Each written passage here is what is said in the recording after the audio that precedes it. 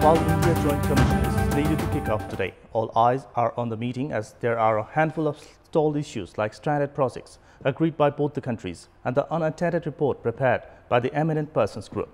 The two-day meeting is expected to dwell on the pending bilateral issues as both the nations await for the way forward. Good morning, I'm Amit Bakarel and these are the top stories of this hour.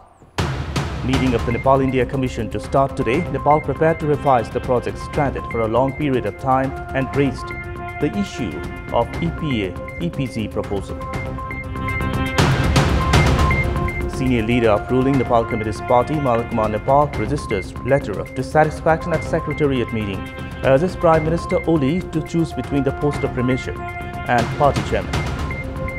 Pakistan says it will take the Kashmir dispute to the International Court of Justice. The move follows cancellation of special autonomous status of the part of Kashmir by India. And Nepal taking on Maldives at the semi-final of the ABC Senior Men's Volleyball Tournament today, a must-win match with home team Nepal.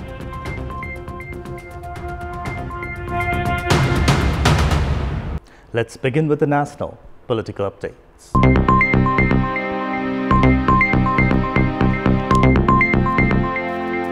Senior leader of ruling Nepal Communist Party, Kumar Nepal, has registered a 7-point letter of dissatisfaction at yesterday's Secretariat meeting. In his letter, Senior leader Nepal has urged for the implementation of the one person, one post concept and requested Prime Minister KP Sharma Oli to choose between the post of premiership and chairman of the Nepal Communist Party. The Secretariat meeting had to be cancelled after senior leader Nepal expressed his dissatisfaction, saying that he, along with other leaders and cadres of the party, have been insulted by the party's new work division and hierarchy. Senior leader Nepal presented a 7-point letter of dissatisfaction at the Secretariat meeting yesterday, saying that he was furious after the central leaders were given departmental responsibilities and his hierarchy in the party was degraded. He had reached the meeting on time, which was called at 3 yesterday afternoon by party chairman and Prime Minister Oli.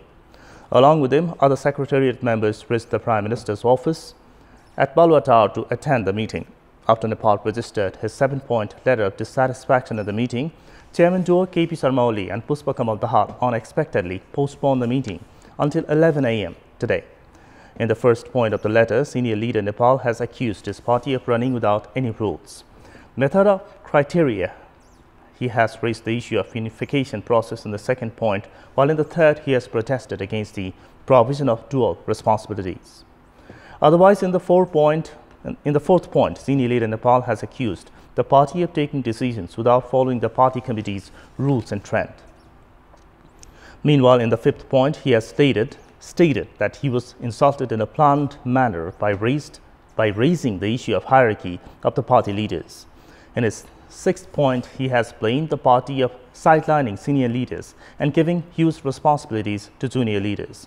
Likewise, in the seventh point of the letter of dissatisfaction, senior leader Nepal has expressed his dissatisfaction by saying that the performance of the government led by his party chairman has been disappointing. A high-level meeting of the Nepal-India Joint Commission is to begin in the capital later this afternoon. A team from India, led by Minister of External Affairs S. Jaisankar, is scheduled to arrive in Kathmandu today itself. The meeting is to dwell on the stalled projects between Nepal and India, along with India receiving the report prepared by the Eminent Persons Group. In this context, our colleague Navaraj Pandey had a conversation with Prime Minister KP Sharma Oli's Foreign Affairs Advisor Rajan Bhattrai. Here are the excerpts. बुधबार र बिहीबार नेपाल भारत बीच संयुक्त आयोगको बैठक बस्दैछ। यो बैठक चाहिँ नियमितता मात्रै हो कि नयाँ केही खास विषयहरुमा पनि यसले कुराकानी गर्छ, छलफल गर्छ?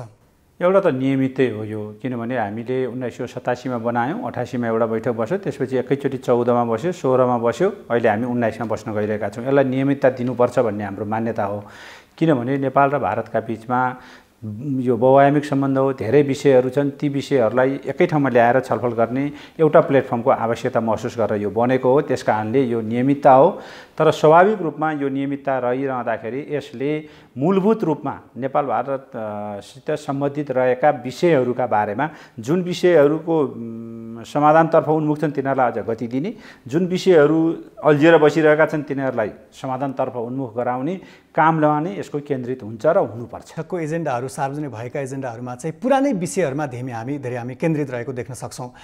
यी पुराना धेरै यो कतिपय सन्दर्भहीन वा रुग्ण आयोजनाहरूमै कहिलेसम्म अल्झिने, कहिले यही विषयमा छलफल, यसकै कार्यान्वयन, यसकै तीव्रतामा कहिलेसम्म अल्झेर बस्ने?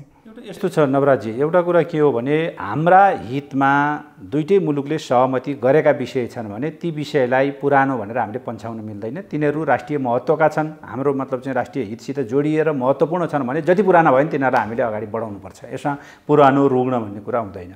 नम्बर 2, कतिपय आयोजनाहरूको सन्दर्भमा भन्नुहुन्छ भने आयोजना हुन्छ बन्छ अब यस्तो हुन्छ भन्ने, तर तिनीहरूले गति नलिने छ भने त्यसलाई पर्खेर बस्नु पनि सकिँदैन। तिनीहरूका बारेमा मलाई लाग्छ केस बेसिस, इस्यु बेसिसमा यसलाई डिल गर्नुपर्छ, होलसोलमा डिल गर्न सकिँदैन यस्तो विषय। त्यो पनि दुईटा मुलुकको सम्बन्धका विषय।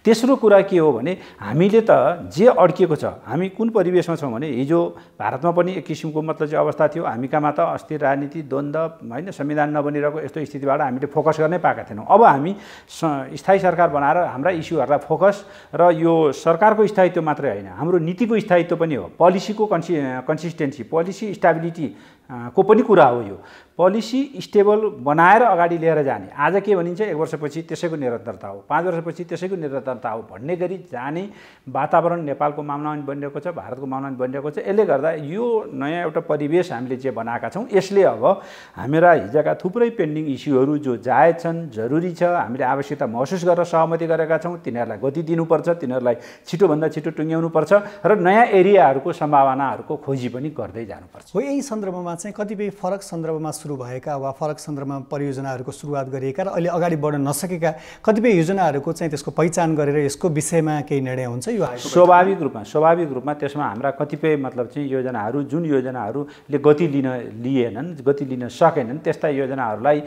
पुनरावलोकन गरेर त्यसका आधारमा के गर्ने भन्ने टुङ्गोमा पुग्नुपर्छ। सधैँभरि पर्खेर मात्रै बसिरहने स्थिति चाहिँ रहन सक्दैन। नेपाल भारत सम्बन्धकै कुरा गर्दाखेरि चाहिँ तपाईँ प्रधानमन्त्रीको परराष्ट्र सल्लाहकारका अलावा नेपाल भारत प्रबुद्ध व्यक्ति समूहको सदस्य पनि हुनुहुन्छ। यहाँले 2 वर्ष लगाएर छलफल गरेर एउटा प्रतिवेदन पनि पुरा गर्नुभएको थियो, बनाउनु भएको छ, त्यो 1 वर्षदेखि अलपत्र अवस्थामा छ। त्यो विषय चाहिँ यो आयोगको बैठकमा खास गरी भारतीय विदेश मन्त्री यहाँ रहनुहुने वा त्यो उहाँले समेत सहभागिता जनाउने बैठकमा यसको विषयले प्रवेश पाउँछ? स्वाभाविक रूपमा मेरो विचारमा यसले प्रवेश पाउनुपर्छ। यो विषयमा उहाँहरूले गर्दिन भन्नुभएको छैन, अहिलेसम्म उहाँहरूले हामी बुझ्दैनौँ भन्नुभएको छैन। यो हाइएस्ट लेभलबाट 2वटा देशका प्रधानमन्त्री, त्यो पनि नेपालका 3 जना प्रधानमन्त्री, भारतका 2 जना प्रधानमन्त्रीले सहमति जनाएर पहल गरेर टुङ्ग्याइएको विषय भए हुनाले म यत्तिकै यसलाई व्यवहारिसी अवस्थामा छोडिन्छ भन्ने मलाई त्यो विश्वासै छैन। र हाम्रो पूर्ण विश्वास के हो भने भारतीय पक्षले छिटोभन्दा छिटो त्यो प्रतिवेदन बुझ्ने समय उहाँहरूले निकाल्नुहुनेछ प्रधानमन्त्रीले, र त्यसका आधारमा यसलाई यो त प्रतिवेदन हो हामीले सबमिट गर्छौँ, त्यसपछि त्यसका आधारित रहेर छलफललाई अगाडि बढाएर दुईटा देशले सहमतिमा पुग्ने कोसिस हुनेछ भन्ने मलाई लाग्छ। Welcome back after the break. The remittance sent by Nepalese working in Gulf countries and Malaysia, among others, is taken as the backbone for the country's economy. However, the demand for Nepalese workers in Gulf nations has declined by 77%. The number of workers going to these nations for work has gone down to 272,000 from 1.2 million in previous years. The decline is sure to put a serious dent in the country's economy. As per the government data, manpower agencies had submitted 1.3 million applications at the Department of Foreign Employment in the fiscal year 2073 and 74. The following fiscal year, the number decreased to 1.2 million. However, last year saw a massive decline in the demand as only 272,000 applications were registered at the department. The government's prohibition on sending labor to Malaysia and economic crisis in the Gulf countries have been attributed to the decline. Likewise, analysts have opined that the decline is a result of the government's rule that makes it mandatory for agencies to have an approval of the workers' demand letter from Nepalese embassies at the destination countries. Since the directive, demand for Nepalese workers from Europe has been at complete halt. Meanwhile, employment companies at Gulf nations have complained of the lack of cooperation from respective Nepalese embassies. Nepal received 7 trillion and 99 billion rupees in remittance in the last fiscal year. However, the decline in demand for foreign employment is sure to dent the country's economy. Experts have opined that the government should make diplomatic efforts to facilitate for foreign employment and generate adequate opportunities back home before it is too late. In our Public Voice segment, we asked the residents of Thading district why has the exploitation of rivers not stopped. Let's take a look at what they had to say. Public Voice. जनप्रतिनिधिहरू सबै जोडिएर नै त्यो बालुवा झिक्ने उल्थापुल्था गराउने जनताको कुरो कसैले सुनेका छैनन्। थुप्रो पैसा आउने भयो, थुप्रो पैसा आइसकेपछि उहाँहरूले जबरजस्ती अब के अरे नेपाल सरकारको दर्ता बिना नै उनीहरूले हरेक काम गरिरहेको हुन्छ। धेरै टेन्डर आह्वान हुन्छ, अब सबै डोजर र एक्सकाभेटर चल्छ। बालुवा माफियाहरू, गिटी ढुङ्गा माफियाहरूको चलखेलमा यो नरोकेको हो। नेताको पोइन्ट पनि छ, नत्र नेता अहिले गरौँ भने सक्थ्यो, यो नसक्ने कुरो छैन। सरकारले कडा रूपमा कदम नचालेसम्म यो गतिविधि कहिले पनि रोकिँदैन। नगरपालिका छ, यत्रो प्रशासन छ, यिनीहरूले रोकथाम गर्नुपर्ने हो नि। गिटी ढुङ्गा बालुवाका माफियाहरू यिनीहरूको सक्रिय र यो चाहिँ सजिलो माध्यमले चाहिँ प्राप्त हुने रकम हुनाले यसमा चाहिँ नेतादेखि कार्यकर्तादेखि श्रमिकदेखि मतलब यो निजामती कर्मचारीका उच्च पदस्थहरू सबै संलग्न छन् यसमा।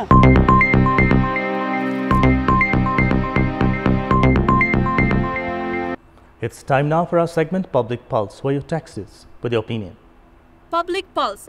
And the question is, why hasn't the local level been able to implement the rights given by the Constitution regarding the education sector? And options are A. Interference from the centre, B. Lack of experience, and C. Lack of capacity. The voting is on. Type NEWS, select your option A, B or C and send it to 34001 to share your opinion with us. Now the sports news. Sports news. Nepal is taking on Maldives at the semi-final of the ABC Central Zone Senior Men's Volleyball Championship later this afternoon. It is a must-win match for home team Nepal. Kyrgyzstan thrashed Maldives in the 3-0 straight set in the Group A match held at Lagan-Kales Nepal Army's covered hall yesterday. Kyrgyzstan had already advanced to the semi-finals after second consecutive win in the tournament.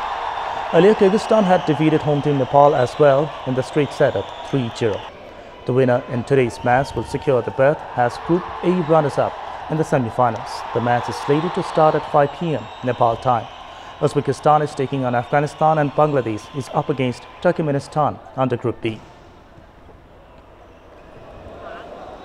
Australia batsman Steve Smith has been ruled out of the third Ashes test after suffering a concussion. 30-year-old Smith was hit in the neck by a 92 MPS bouncer from Jofra Archer on day 4 of the second test, but passed an initial concussion test and returned to continue his innings. Coach Justin Langer confirmed his absence after Smith sat out Australia's training session yesterday. Smith has scored 142, 144 and 92 in 3 innings so far in the series. It has not been confirmed who will replace Smith in the Australia team for the third test at Headingley, which starts from tomorrow. Former captain Smith was replaced by Marnus Labuschagne in the second test at Lord's, with Labuschagne becoming Test cricket's first concussion substitute. He made 59 as Australia survived the 10th final evening to claim a draw and preserve their 1-0 series lead with 3 matches to play. Brain injury charity Headway said it was incredibly dangerous for Smith to resume his innings. It's time now for our special segment, Laugh Out Loud.